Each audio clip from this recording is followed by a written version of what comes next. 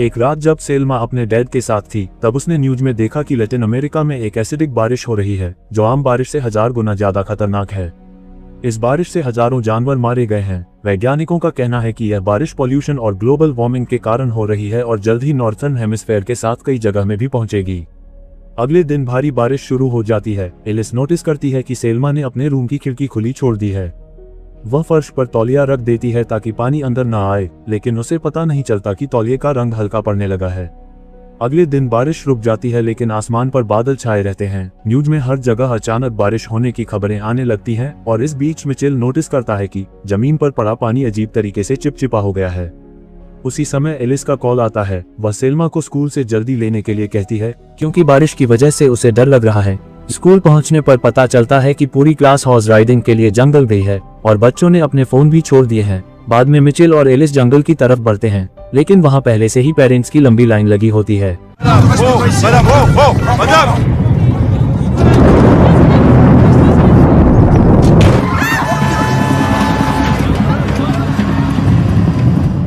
इस बीच Selma horse riding में अच्छी नहीं होती, इसलिए वह बाकी क्लास से पीछे रह जाती है। तभी कुछ बूंदें गिरने लगती हैं, जिससे जमीन पर पड़ी लकड़ियां जलने लगती हैं और घोड़े दर्द से बेकाबू होकर भागने लगते हैं। तभी इस अफरा तफरी में सेल्मा गिर जाती है।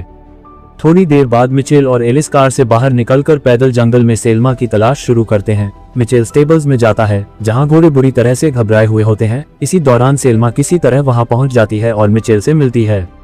तब वे दोनों जल्दी से ट्रेनिंग बिल्डिंग में चले जाते हैं जहां छत में से बारिश की कुछ बूंदें अंदर टपक रही होती हैं। मिचेल कुछ कंबल खोजता है ताकि खुद को ढक सके। साथ ही वह एलिस को कॉल करता है ताकि वह वहां आ सके, लेकिन एलिस को भारी बारिश के कारण रास्ता देखने में दिक्कत होती है, लेकिन वह किसी तरह वहां पहुंच जाती है। मिचेल और सेल्मा जल्दी से कार में बैठते हैं और वे सब मिलकर वहां से निकल जाते हैं।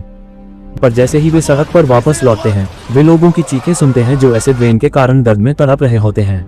तभी कुछ लोग उनकी कार के दरवाजे खींचने लगते हैं। एक शख्स जिसका चेहरा बुरी तरह से जला हुआ होता है कार के अंदर आने लगता है, लेकिन मिचेल तुरंत उसे लात मारकर बाहर निकाल देता है और कार के दरवाजों को अच्छी तरह लॉक कर देता है। एलिस को एक और रास्ता दिखता है तो वह तेजी से कार चलाती है और कई कारों को साइड में धकेलते हुए आगे बढ़ती है। इस दौरान सेल्मा इस अफरा तफरी को बर्दाश्त नहीं कर पाती और घबरा जाती है। वह देखती है कि कार की छत पर लगी पेंट का रंग बदल रहा है, पर कुछ ही देर बाद बारिश रुक जाती है, लेकिन चारों तरफ पिघली हुई चीजें और लाशें बिखरे हुए होती हैं। बाद में फैमिली सुपरमार्केट के पार्किंग लॉट में रुकती है। वे वहां से कुछ कपड़े और कंबल उठाते हैं ताकि खुद को और कार को कवर कर सकें। जिसके बाद एलिस अपने भाई को कॉल करती है, लेकिन वह नहीं आ सकता क्योंकि रास्ते बंद हो चुके हैं। तब मिचेल अपनी गर्लफ्रेंड को कॉल करता है, लेकिन सिर्फ वॉइसमेल मिलता है। अब अगले कुछ घंटों तक वे देश छोड़ने के लिए कार चलाते रहते हैं, क्योंकि हालात को देखते हुए कई लोग देश से बाहर जाने की कोशिश कर रहे होते हैं। शाम को उनकी कार एसिड डैमेज की वजह से काम करना बंद कर देती है। बाद में वे पैदल चलते हुए एक खाली बिल्डिंग में पहुंचते हैं। मिचेल चेक करता है कि वहां और कोई तो नहीं है। अंदर उन्हें एक पार्टी के लिए डेकोरेशन किया हुआ मिलता है जो पूरी नहीं हो पाई थी, पर वहां एक बिल्ली पार्टी का बचा हुआ खाना खा रही होती है। तब सेल्मा उसे प्यार से सहलाना चाहती है, लेकिन एलिस उसे रोक देती है क्योंकि बिल्ली के बाल पर एसिड हो सकता है। जल्द मिचेल को अपनी गर्लफ्रेंड से कांटेक्ट करने का मौका मिलता है और वह जान पाता है कि वह सुरक्षित है, लेकिन जल्द ही सिग्नल चला जाता है। नल में पानी आ रहा होता है, लेकिन वे उसे पीने लायक नहीं समझते हैं। मिचेल थोड़ा पानी एक कटोरी में डालकर बिल्ली के सामने रखता है ताकि टेस्ट कर सके कि पानी सुरक्षित है या नहीं, पर सेल्मा गुस्से में कटोरी को उठा लेती है और पानी को सिंक में फेंक देती है। फिर वे अपने पैरों के लिए एल्यूमिनियम फॉयल और टेप का इस्तेमाल करते हैं, लेकिन कुछ ही देर बाद कटोरी गल जाती है, जिससे पता चलता है कि नल का पानी जहरीला है।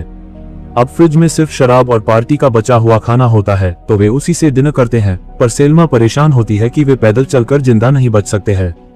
इस पर मिचेल और एलिस के बीच बहस हो जाती है। वे एक दूसरे पर चिल्लाते रहते हैं, जबकि सेल्मा उनसे रुकने के लिए कहती है, लेकिन गुस्से में मिचेल एक ग्लास तोड़ देता है और कमरे से बाहर निकल जाता है। रात में वे सोने की कोशिश करते हैं, लेकिन छत से बारिश की बूंदों के गिरने की आवाजें आती रहती हैं। सेल्मा सो नहीं पाती और बिल्ली को ढूंढने निकलती है, लेकिन वह ये नजारा देखकर चौंक जाती है और लौटकर अपनी माँ के पास जाकर लेट जाती है। अगली सुबह फैमिली फिर से सड़क पर लौटती है, क्योंकि फिलहाल बारिश नहीं हो रही होती। बहुत सारे लोग भी देश से बाहर निकलने की कोशिश कर रहे होते हैं। जैसे जैसे घंटे बीतते हैं, भीड़ बढ़ती जाती है और आखिरकार वे एक पुल तक पहुंचते हैं। जब भीड़ पुल पर पहुंचती है तो वहां पहले से ही दर्जनों लोग और कारें फंसी होती हैं। पुलिस रास्ता रोककर खड़ी होती है और कुछ ही लोगों को जाने दे रही होती है। अब भीड़ इस बात की परवाह नहीं करती और एक दूसरे को धक्का देती रहती है, जिससे एलिस अपने परिवार से बिछड़ जाती है। तब वह पुलिस को बताने की कोशिश करती है कि उसका परिवार पीछे छूट गया है, लेकिन पुलिस उसकी परवाह नहीं करती और उसे आगे बढ़ने के लिए मजबूर करती है। जैसे ही एलिस पुल पार करती है, उसे पुल के बीच में एक बड़ा गड्ढा नजर आता है। भीड़ लगातार धक्का दे रही होती है और सेल्मा लगभग भीड़ के नीचे दबने ही वाली होती है। तभी पुलिस भीड़ को पीछे हटाने के लिए टीयर गैस का इस्तेमाल करती है। तभी पुल से अजीब सी आवाज आती है और जब लोग ऊपर देखते हैं तो देखते हैं कि पुल का एक हिस्सा गिर रहा है। अब मलबा गिरते ही कुछ लोग तुरंत मर जाते हैं और बाकी लोग भागने लगते हैं, लेकिन सामने खड़े लोग अभी तक खतरे को नहीं समझ पाते और पुल पार करने की कोशिश करते रहते हैं, जिससे दोनों तरफ की भीड़ आपस में टकरा जाती है। इसी अफरा तफरी के दौरान पुल की रेलिंग टूट जाती है और कुछ लोग नीचे नदी में गिर जाते हैं और एलिस भी उनमें से एक होती है।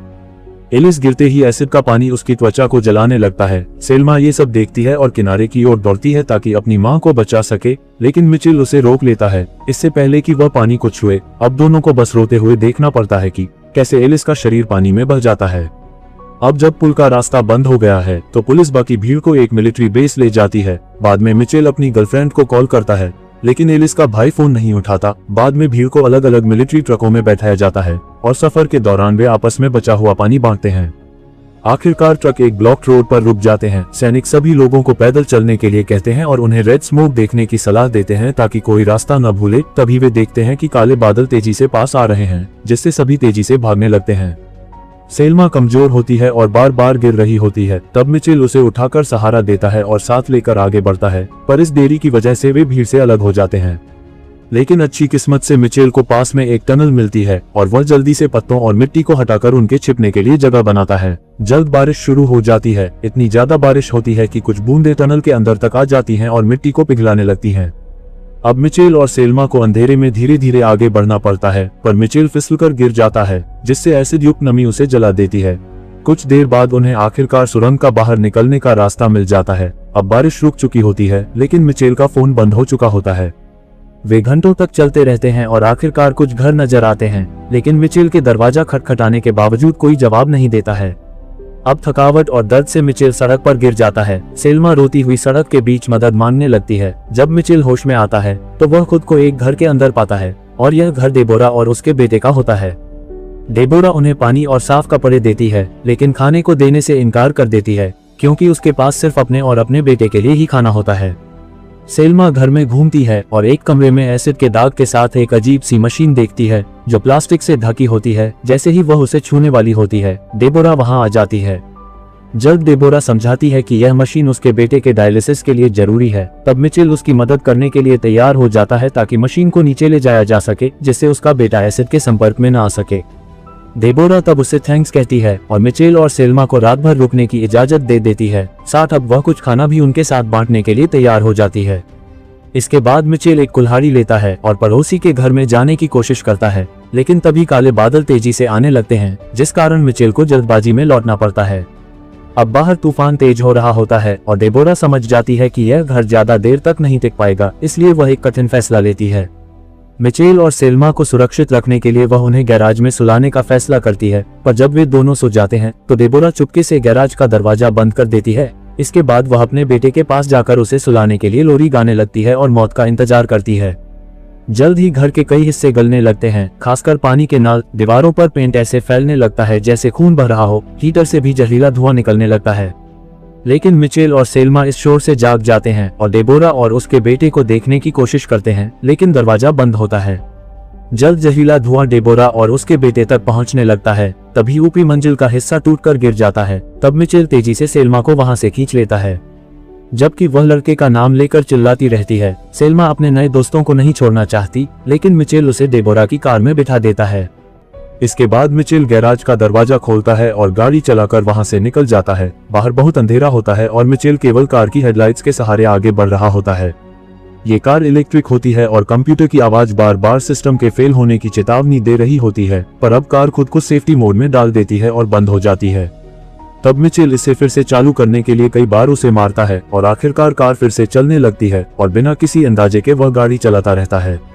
अब घंटों तक बिना बारिश के सफर करने के बाद वे खुली जमीन के अलावा कुछ नहीं पाते हैं। तब मिचेल कार रोक देता है और सेल्मा उससे कबूल करवाना चाहती है कि वह खो चुका है, लेकिन वह गुस्से में आकर चिल्लाता है और कार से बाहर निकल जाता है। तभी मिचेल की टांग में जलन महसूस होती है, इसलिए वह कार में लौटता है, लेकिन पाता है कि सेल्मा वहां नहीं है। अब सेल्मा भागने की कोशिश कर रही होती है, लेकिन जलती हुई जमीन की वजह से उसे भी दिक्कत हो रही होती है। तब वह एक डूबती हुई स्ट्रक्चर के ऊपर चढ़ जाती है, लेकिन जल्द मिचेल उसकी चीख सुनता है और उसकी ओर दौड़ता है, लेकिन कार भी कीचड़ में धंसने लगती है। मिचेल कार छोड़कर पैदल आगे बढ़ता है और वह समय पर सेल्मा तक पहुंचता है और उसे अपनी पीठ पर लाद लेता है, जिससे उसकी टांगें बुरी तरह जल जाती हैं। अब वे किसी तरह कार तक लौटते हैं और उसके ऊपर चढ़ जाते हैं, पर मिचेल बेहोश हो जाता है। अगली सुबह सेल्मा को ट्रक की आवाज सुनाई देती है और वह देखती है कि आर्मी उन्हें बचाने के लिए आ गई है। अब वे उन्हें एक सेफ शेल्टर में ले जाते हैं। बाद में मिचेल को मेडिकल केयर दी जाती है, जबकि सेल्मा अपने अंकल के बारे में पूछती है, लेकिन वह उसे किसी भी शेल्टर डेटाबेस में नहीं मिलता है। हालांकि मिचेल की गर्लफ्रेंड का नाम लिस्ट में मिल जाता है, लेकिन वह मर चुकी होती है। अब सेल्मा जब अपने पिता से मिलने जाती है तो वह ये बुरी खबर उसे न बताने का फैसला करती है। वीडियो पसंद आए तो लाइक करें और चैनल को सब्सक्राइब। मिलते हैं अगले वीडियो में। Thank you.